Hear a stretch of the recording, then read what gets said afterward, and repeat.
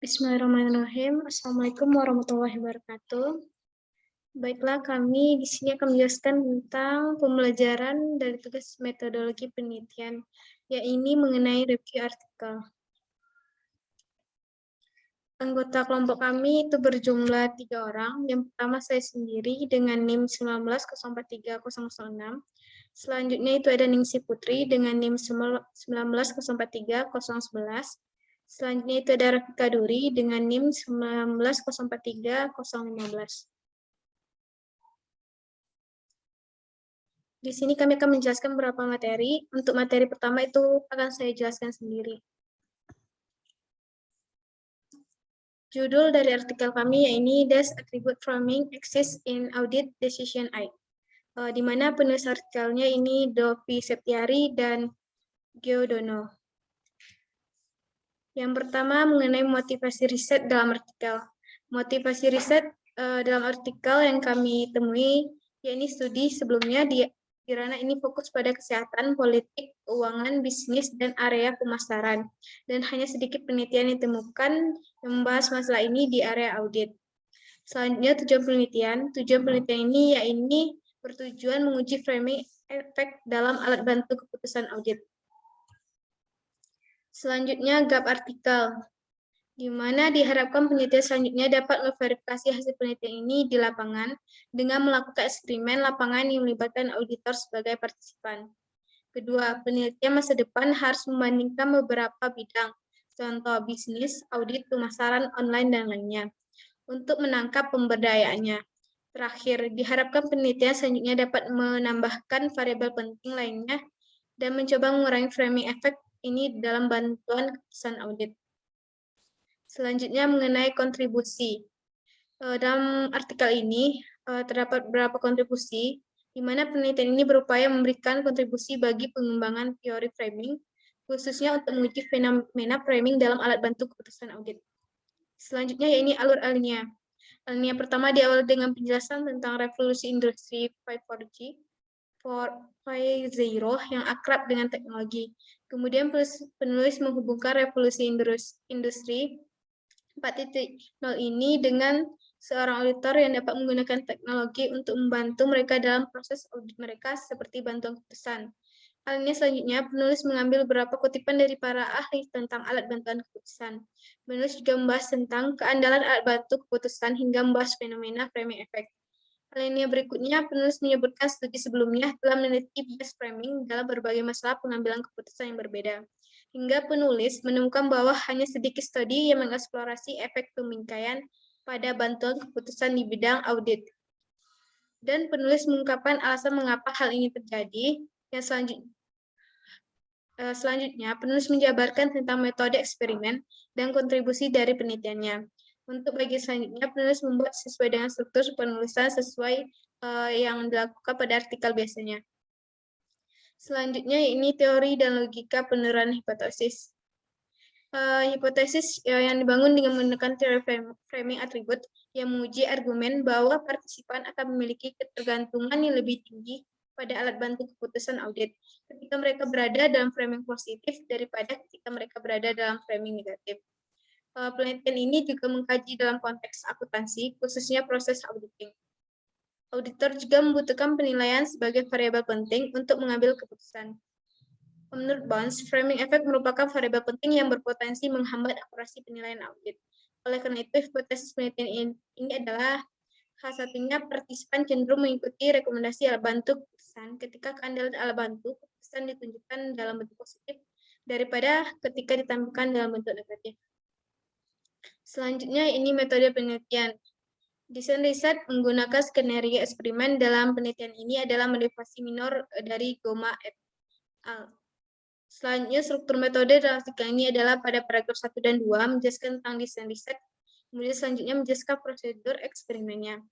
Aspek yang ditekankan dalam metode penelitian ini adalah dengan menggunakan fungsi komputer untuk mendistribusikan setiap peserta ke dalam kelompok. Penelitian ini juga menggunakan beberapa penelitian untuk membantu di laboratorium penelitian tidak terlibat langsung saat eksperimen dilakukan. Mungkin untuk materi selanjutnya itu akan dijelaskan oleh teman saya, Rafika Duri. Kepada Rafika Duri, dipersilakan.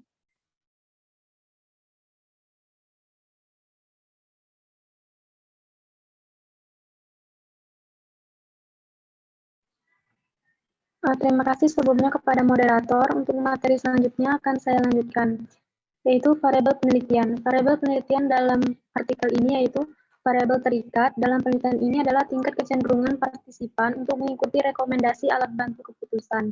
Sedangkan variabel bebasnya terdiri dari satu perlakuan pada dua tingkatan, yaitu framing effect. Efek pembingkaian keandalan bantuan keputusan disajikan dalam dua cara, yaitu positif dan negatif. Untuk pengukurannya, dalam artikel ini menggunakan variabel yang diukur dengan melihat sejauh mana partisipan mengubah prediksi awal mereka terhadap saran yang dibuat oleh alat bantu keputusan. Rumus perhitungannya adalah sebagai berikut, yaitu berkisar antara 0,00 hingga 1,00. Skala yang digunakan dalam penelitian ini yaitu menggunakan skala nominal dengan uji statistik deskriptif. Hasil diskusi dalam penelitian ini yaitu, secara khusus peneliti menguji apakah efek pembingkaian terjadi dalam cara keandalan bantuan keputusan disajikan. Mempertimbangkan tujuan ini, hipotesis penelitian ini menunjukkan bahwa peserta cenderung mengikuti rekomendasi alat bantu keputusan ketika keandalan alat bantu keputusan ditunjukkan dalam bentuk positif daripada ketika ditunjukkan dalam bentuk negatif. Menginformasikan keandalan alat bantu keputusan dengan cara yang berbeda dapat menghasilkan keputusan yang berbeda pula. Khusus untuk kasus ini, kita dapat menjelaskan masalah ini dengan menggunakan teori pembingkaian atribut. Pada penelitian sebelumnya, hanya memberikan bukti di bidang bisnis umum atau pemasaran online dan keuangan. Sedangkan dalam penelitian ini, peneliti hanya mengeksplorasikan teori ini di bidang audit. Hasil studi menunjukkan bahwa teori ini juga dapat diterapkan dalam kondisi reliabilitas bantuan keputusan audit. Keandalan bantuan keputusan yang disajikan secara negatif menyebabkan kecenderungan yang lebih rendah untuk mengikuti rekomendasi bantuan daripada keandalan positif. Hal ini mendukung penelitian sebelumnya bahwa state framing effect terjadi pada alat bantu keputusan. Studi ini menyarankan temuan baru yaitu dalam konteks tugas audit dan dalam bantuan keputusan audit, efek pembingkaian memang ada. Penelitian dari artikel ini menunjukkan bahwa presentasi secara positif atau negatif mempengaruhi keputusan auditor. Hal tersebut memunculkan temuan.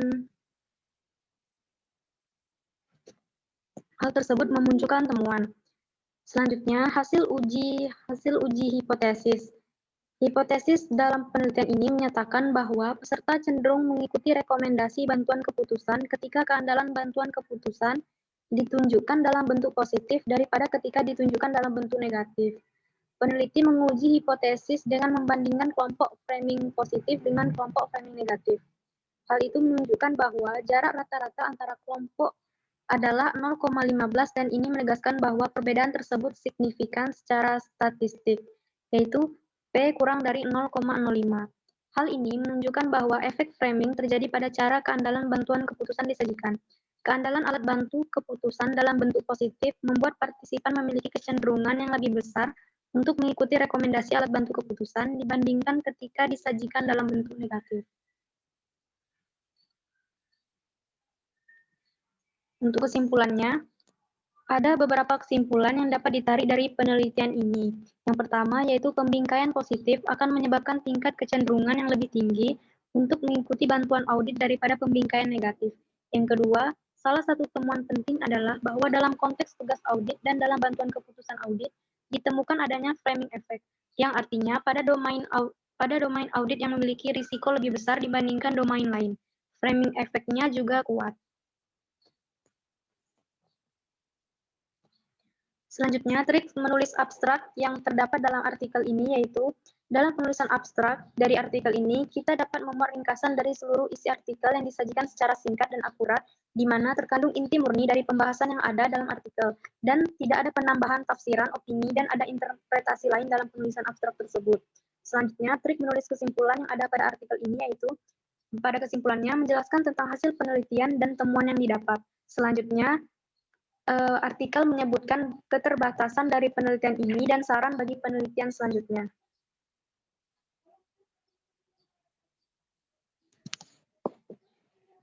Sekian materi dari saya kembalikan kepada moderator. Mungkin dengan berakhirnya penyajian presentasi dari Dr. Duri. Mungkin sampai di sini penyajian materi pada hari ini. Kami dari kelompok mohon maaf jika ada salah. Kami sudahi dengan Assalamualaikum warahmatullahi wabarakatuh.